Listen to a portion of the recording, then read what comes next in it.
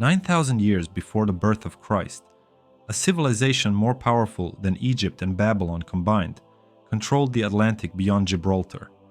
At least, that's what the most brilliant mind in ancient Greece wanted you to believe.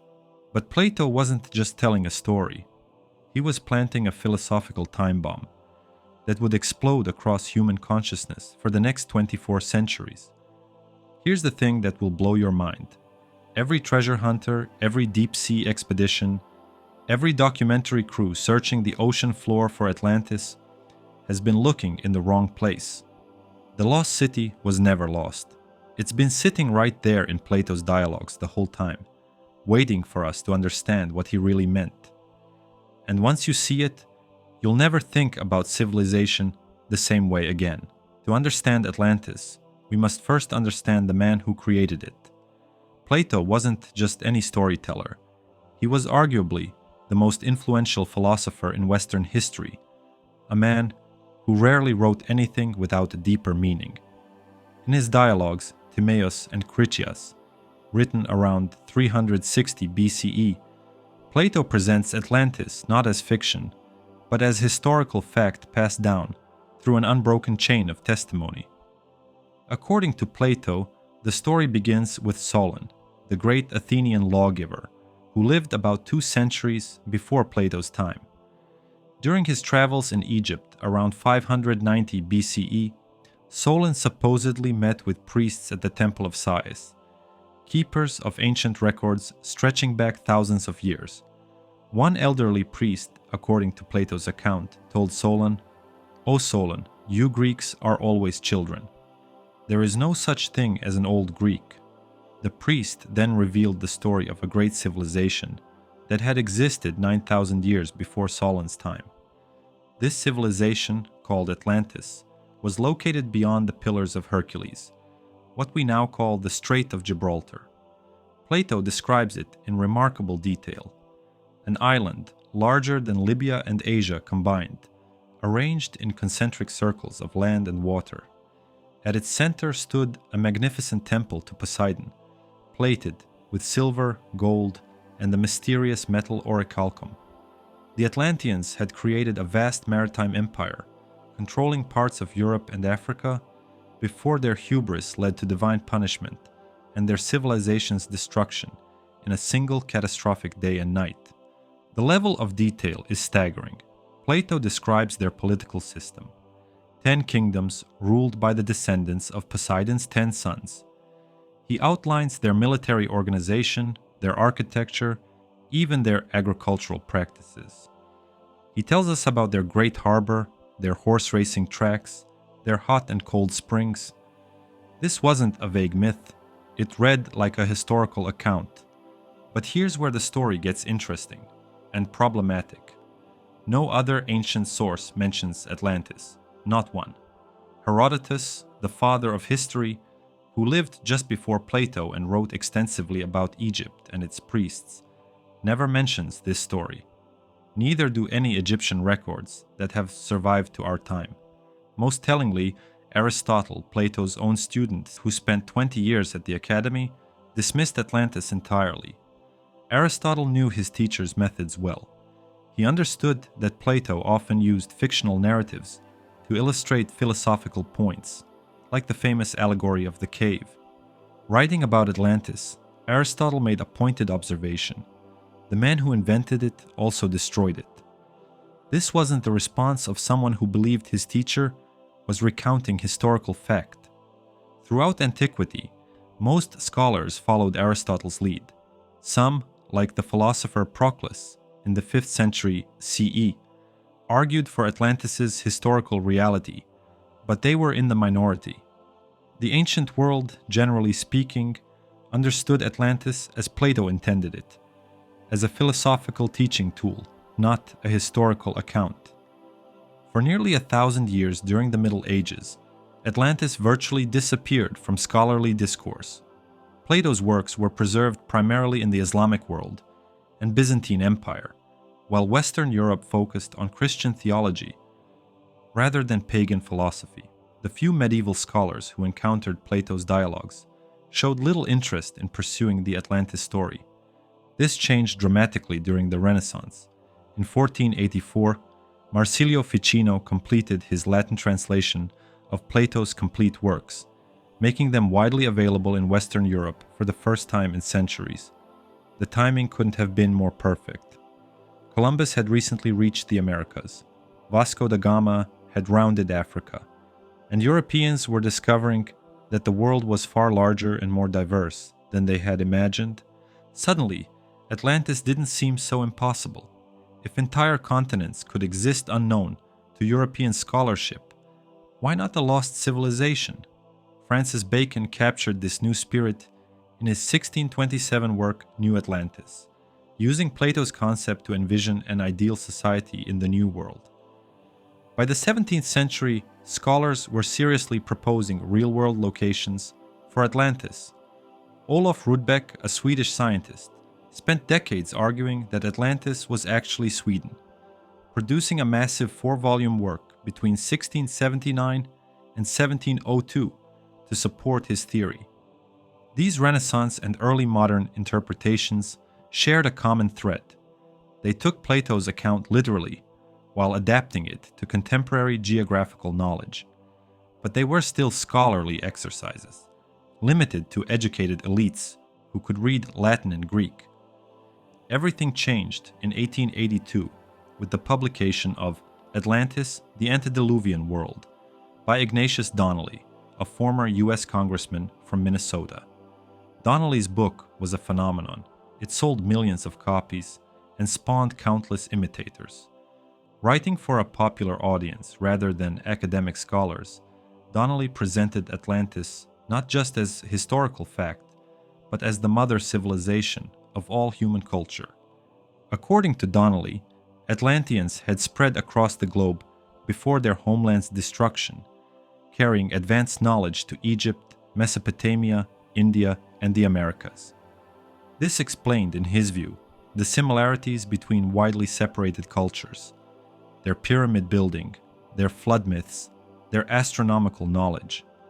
The fact that the story of Atlantis was for thousands of years regarded as a fable, Donnelly wrote, proves nothing. There is an unbroken chain of tradition from Plato down to our own time. Donnelly was writing during the height of the Victorian era, when European colonialism was at its peak and racial hierarchies seemed scientifically justified.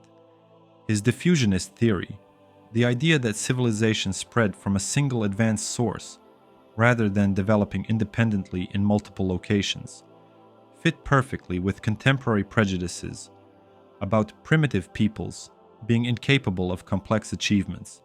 The book's success owed much to its timing. Darwin's theory of evolution was revolutionizing scientific thought, while archaeological discoveries at Troy and Pompeii were proving that ancient texts could contain historical truth. Heinrich Schliemann had famously used Homer's Iliad as a guide to discovering the real Troy. Why couldn't someone use Plato's dialogues to find the real Atlantis? Donnelly's work was embraced by the emerging theosophical movement led by Helena Blavatsky. Theosophists incorporated Atlantis into their mystical worldview, claiming contact with ancient Atlantean masters and describing the spiritual evolution of humanity through various root races, including the Atlanteans. This mystical interpretation would profoundly influence 20th century popular culture, from Edgar Cayce's psychic readings to New Age spirituality. The 20th century brought more rigorous archaeological methods and genuine scientific interest in finding historical parallels to Plato's account. The most influential theory came from Greek archaeologist Spyridon Marinatos. The 1960s. Marinatos proposed that Atlantis was a cultural memory of the Minoan civilization on Crete. The Minoans were a maritime civilization that dominated the eastern Mediterranean. They built sophisticated cities with advanced plumbing, created exquisite art, and maintained trade networks spanning vast distances. The Thera eruption was catastrophic. It would have sent tsunamis racing across the Aegean and buried Minoan settlements under ash. But dating this eruption has proven complex. Modern scientific evidence suggests the eruption occurred around 1600 with radiocarbon dating, placing it in the late 17th to early 16th century. Excavations at Akrotiri on Santorini revealed a Bronze Age city preserved like Pompeii, complete with multi-story buildings, sophisticated frescoes, and evidence of a complex society. The site showed signs of hasty evacuation before the final eruption, exactly what you might expect if the inhabitants had some warning of the impending disaster. But the Minoan Atlantis theory faced serious obstacles. The timeline was wrong. Plato placed Atlantis' destruction in 9600 BCE, more than 7,000 years before the Thera eruption. The location didn't match. Crete and Santorini lie in the eastern Mediterranean, not beyond the Pillars of Hercules. And the scale was wrong. While impressive, the Minoan civilization wasn't larger than Libya and Asia combined. Other archaeological candidates emerged over the decades. Some scholars pointed to Tartessos, a real ancient civilization in southern Spain that vanished mysteriously around 500 BCE. Others suggested Sardinia's Nuragic culture, with its impressive Bronze Age architecture. The discovery of sophisticated megalithic temples in Malta, some dating to 3600 BCE, provided another possible inspiration. Even more recently, geologists William Ryan and Walter Pittman proposed that Atlantis reflected a cultural memory of catastrophic flooding in the Black Sea around 5600 BCE. Each theory had intriguing parallels with Plato's account, but none matched it completely. The archaeological hunt for Atlantis was revealing fascinating lost civilizations, but it wasn't finding Plato's Atlantis. Modern Platonic scholars have reached a remarkable consensus about Atlantis, one that probably would have surprised Donnelly and disappointed treasure hunters, but would have pleased Aristotle. Atlantis, they argue, was never meant to be taken as historical fact. It was a philosophical allegory, carefully crafted to illustrate Plato's political and moral teachings. Consider the context in which Plato was writing. Athens had recently suffered a devastating defeat in the Peloponnesian War, largely due to overreach and hubris. The democracy Plato had grown up in had executed his beloved teacher Socrates and descended into mob rule and imperial adventure. In the Republic, Plato had outlined his vision of an ideal state. In the Atlantis story, he was showing what happened when a civilization abandoned virtue for material power and imperial expansion. The parallels between Atlantis and Athens are too numerous to be coincidental. Both were naval powers that dominated their regions through superior technology and organization. Both gradually became corrupt, abandoning the virtues that had made them great in pursuit of wealth and conquest. Both ultimately faced divine punishment for their hubris, Athens through military defeat, Atlantis through natural catastrophe. Plato was using a technique he employed throughout his dialogues, creating fictional scenarios to explore philosophical questions.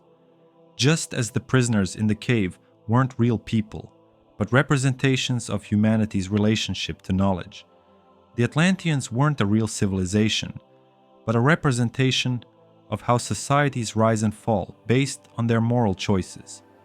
The Egyptian priest's comment to Solon, "You Greeks are always children," wasn't historical dialogue, but Plato's critique of Greek intellectual arrogance. The 9,000-year timeline wasn't based on Egyptian records, but chosen to place Atlantis in a safely distant past where it couldn't be fact-checked. Even the name Atlantis was Plato's invention, derived from Atlas, the mythological figure who held up the heavens, a metaphor for bearing the weight of cosmic responsibility.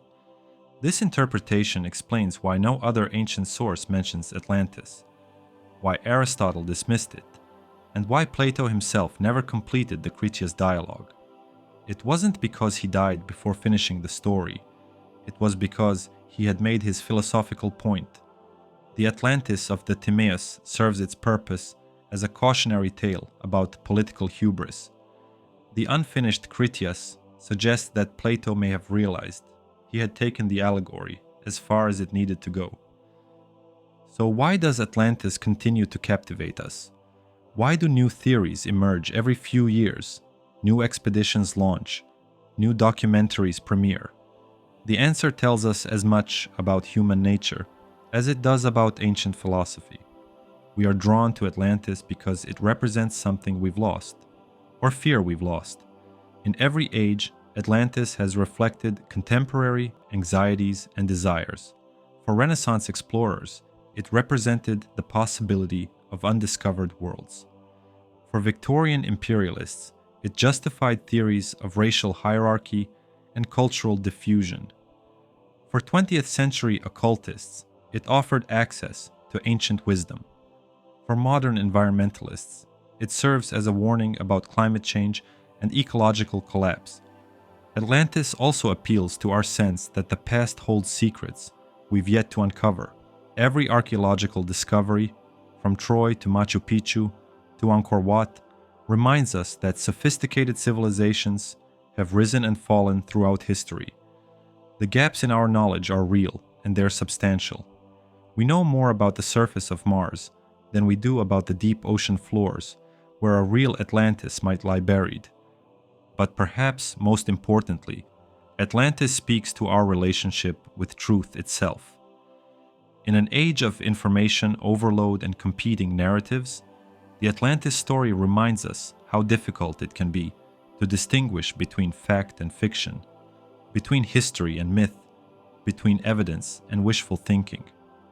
Plato, the great philosopher who gave us the concept of the noble lie, a fiction told for the greater good, would probably appreciate this irony. The real Atlantis isn't buried beneath the waves of the Atlantic or hidden in the Aegean Sea. It's embedded in Plato's dialogues, where it has always been. A mirror reflecting our own civilizations, our own choices, our own potential for both greatness and catastrophic failure. Every time we read about environmental collapse, political corruption, or imperial overreach, we're encountering Atlantis again, just as Plato intended. In the end, perhaps the most profound truth about Atlantis is that it doesn't matter whether it was real or imaginary. What matters is what it teaches us about the rise and fall of civilizations, the importance of virtue and governance, and the consequences of hubris. That lesson is as relevant today as it was 24 centuries ago, when Plato first put reed pen to papyrus and created the world's most enduring mystery. The island of Atlantis may have vanished beneath the waves, but its real treasure, the wisdom embedded in Plato's philosophical allegory, remains as accessible today as it was in ancient Athens. And that perhaps is the only Atlantis we really need to find.